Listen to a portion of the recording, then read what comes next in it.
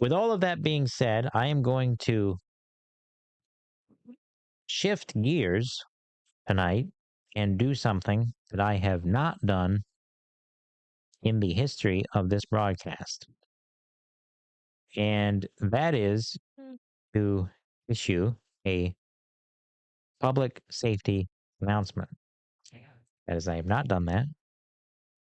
But if you recall, in the month of June, I had done that tribute to the World War II veterans and heroes of the Second World War. Last week, I ran that reflection piece on the America 250 celebration and where we were as a nation. But tonight, I'm going to run a public service announcement on the importance of fostering healthy relationships and community events. They're pretty much tied together there. But really, fostering good relationships. The Harvard Graduate School of Education did a study that was released in around 2023 on the causes of the epidemic of loneliness in the United States.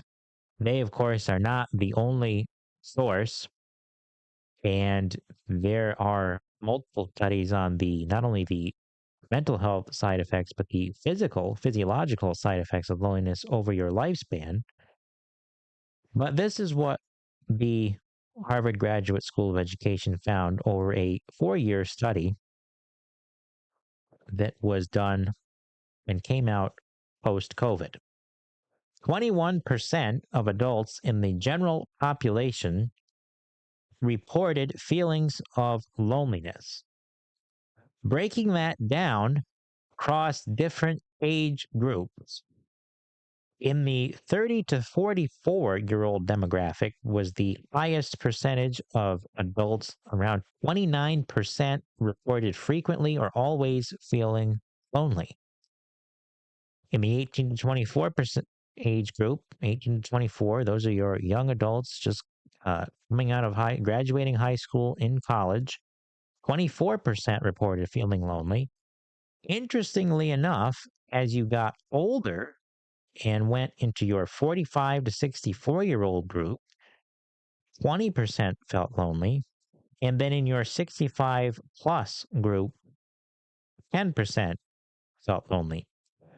This study from the Harvard Graduate School of Education did not indicate why that was the case. I'm not sure if that would be more intensive care or more, what would you call it, more personal care as you age, say in a nursing home, if that plays a factor in your emotional health, if that would be a possibility there. I am not sure. They did not say, but I'm not sure. That's a guess on my end. So as far as income, they found that the loneliest group were more or less those with the least amount of money. Those that made less than $30,000 a year were the loneliest, with 29% in that category reporting those feelings of being frequently or always lonely. 19% in those in the 50 to 100,000, making it $50 to $100,000 per year in that bracket, and then 18% in the $100,000 plus. Not a significant drop, but not a significant drop from the middle class group, but more on the lower end of the income spectrum. As far as what does loneliness feel like? This is what these people reported that it felt like. One said that it felt like being surrounded by other people, quote, who are only present in my life because I am useful to them.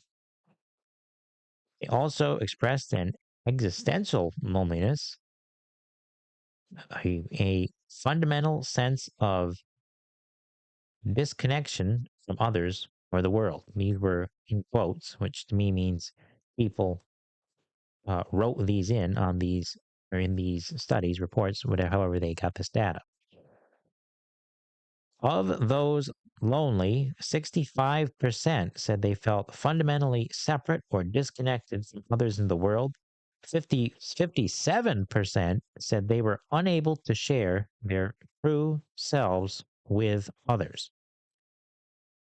So staggering information. Of that, the mental health effects, 81% of these adults who were lonely struggled with depression or anxiety, compared to 29% in the non-lonely population. So there is a significant drop there.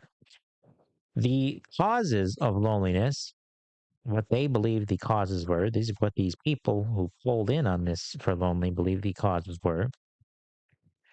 73% said it was due to technology.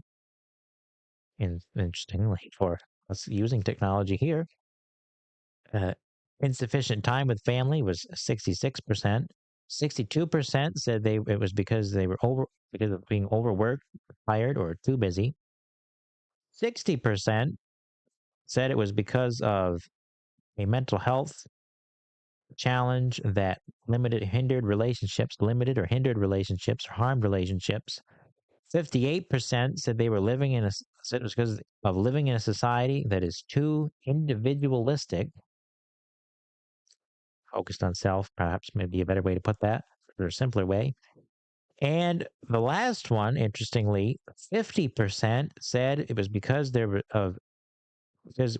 was no religious or spiritual, would have a pop up right then. 50% said there was no religious or spiritual life, or too focused on our own feelings instead of others, and the nature of work and things like that. So these are the interesting facts of loneliness. Interestingly, to see that the religious feeling made it in there for what I have already shared there, and strategies mentioned for things like reaching out to people, learning to be more self compassionate, loving yourself, forgiving others, and the Harvard Graduate School seem to agree with what those the subjective coping strategies were.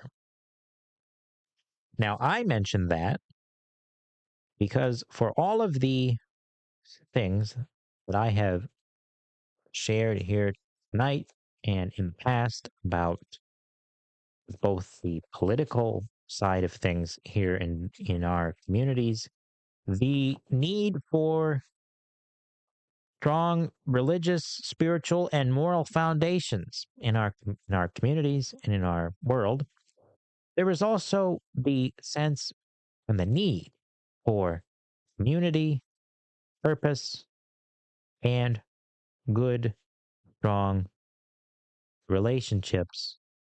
And those are often just having good, healthy friends. And you don't need to have too many. And most of the time, people don't have many. And quality over quantity is never a bad thing. And as much as maybe many of us here in this area think of communion as being a church thing of going up in a line and receiving a wafer at church and drinking wine, which is important, and I would not take away from that by any means, because Jesus says to do that, that there are other ways as well that are equally as important for our quality of life and human experience. Sharing meals, whether that's fellowship meals at church, going to breakfast with someone, making a meal for someone, preparing a meal, going for coffee, going for a walk. I could think of many examples of someone of doing that, even going to the local tavern, or something sociable like that. Why do I say tavern and not bar? Because a bar has a reputation for being associated with just getting plastered, and a tavern has historically been associated with more social and cultural and community events like dinners and things like that. And that is what I end on here tonight, to say that as we end the news week here and go into the weekend for many of us, to take some time for rest and family, and yes, those friends that we have. And if you don't have them, make them, because you can find them if you look far enough. And I assure you, you will not have to look hard enough. And the easiest way is to be one. And with that, I end this public service announcement and this episode or edition of the Moriah Nightly News. And I hope that I will see you back here on Monday. So have a good weekend, and may God bless you and keep you. And good night.